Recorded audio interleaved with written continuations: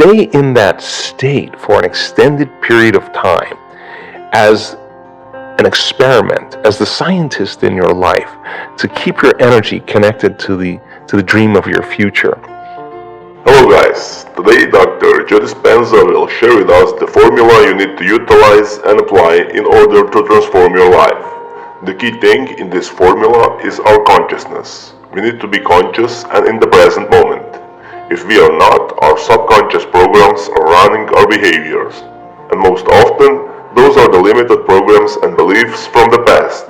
If we are on the autopilot for the most of the day, we won't see any positive change in our life. Before I leave you with Dr. Dispenza, if you love his work and you don't want to miss my new videos, hit that subscribe button and the bell button next to it. Enjoy! You keep thinking the same way, making the same choices, demonstrating the same habits, creating the same experiences that stamp the same networks of neurons into the same patterns, all for the familiar feeling called you. And you do that for 10 years on end, you're going to begin to hardwire certain patterns in your brain that becomes your identity. And by the time we're 35 years old, it kind of becomes fixed, right? And psychology used to say that you can't change that, but we now know that you can. So then, that kind of box in the brain, that is the habit of ourselves. We're 95% of the time running a series of programs. So then, sitting and doing the work, we have to become disentangled from those programs. And so the moment you decide to do something differently or make a new choice, what most people don't want to face is that discomfort.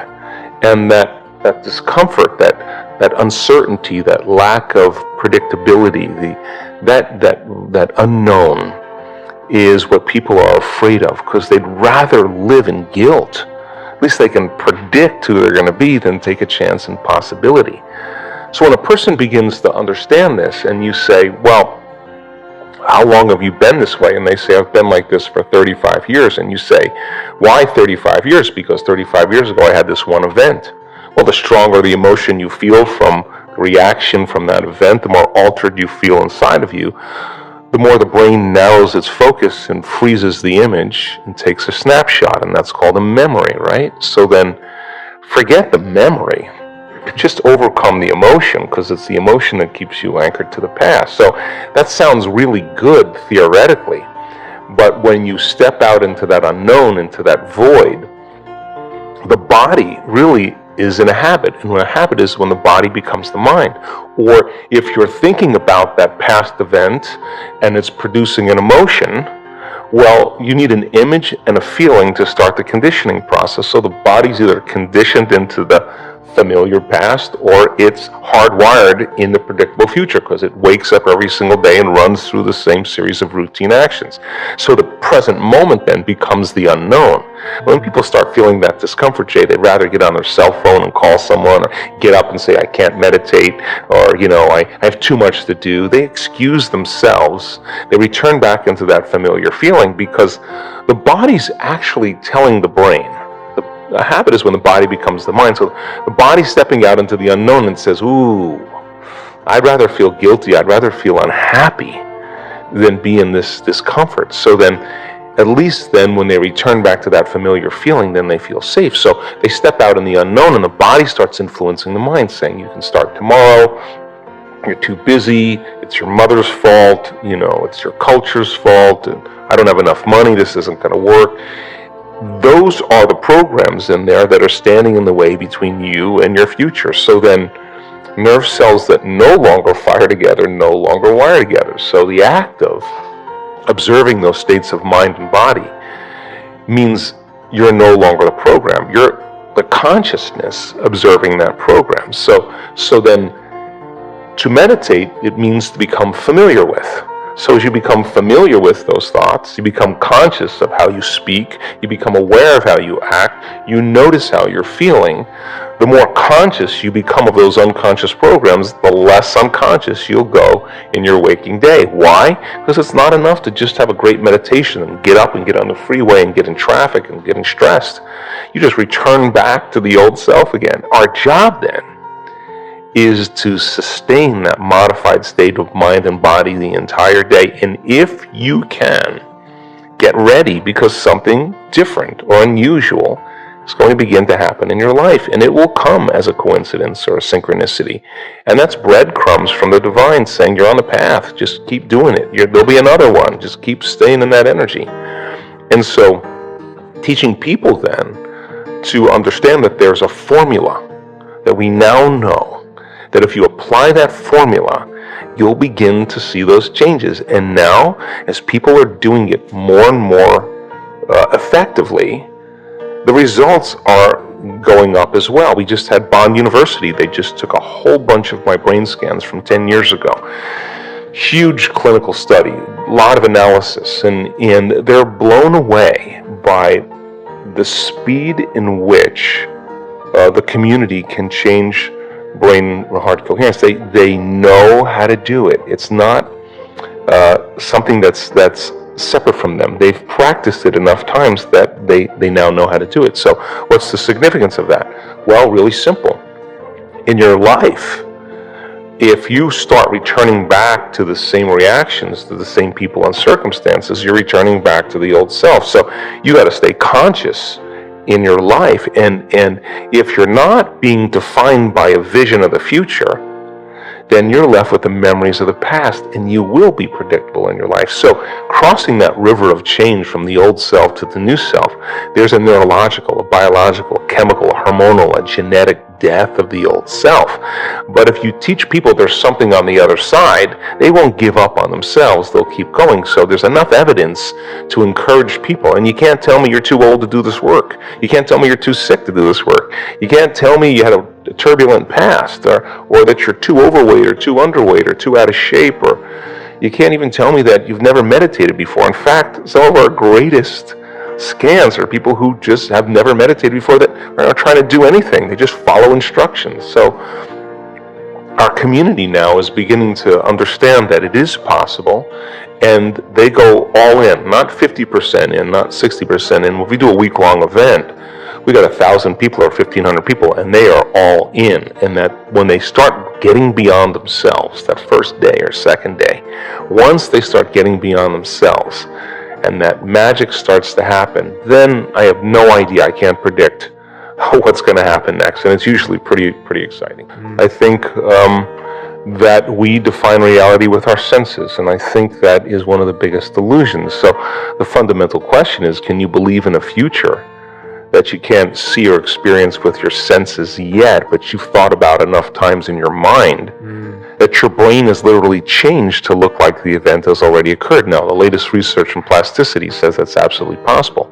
And can you select a new possibility in the quantum field and begin to emotionally embrace that future every single day to such a degree that your body, as the unconscious mind, the objective mind, does not know the difference between the experience in your life that's creating the emotion and the emotion that you're fabricating by thought alone, to the degree that you begin to signal new genes in new ways to change your body to look like the experience has already happened. Now, the latest research in epigenetics says it's absolutely possible. Now, think about this.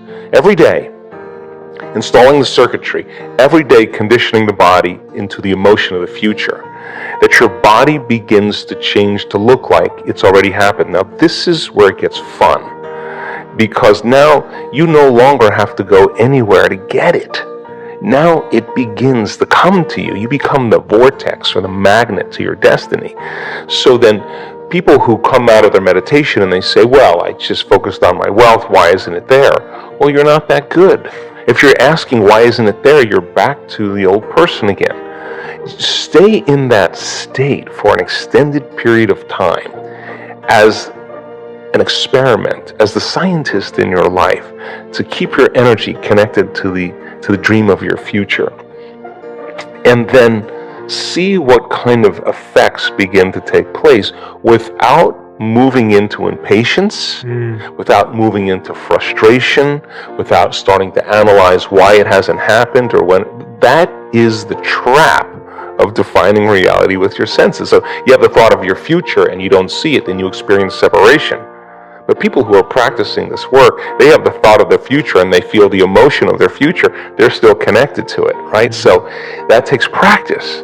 And it's just learning, like hitting a golf ball, hitting a tennis ball, dancing the salsa, crocheting, whatever it is. You gotta You got to start out staying real conscious and learning, then you get good at it, and it gets to be instrumental, it gets to be fun. And that's what I want for everybody, that the act of creation should be a blissful, playful, ecstatic, loose, free process. And so I love the idea of people taking time out of their lives to prove to themselves that if they're defined by the vision of the future, then they're not living by the memories of the past. And that's where the unknown exists. So many people, the unknown is a scary place.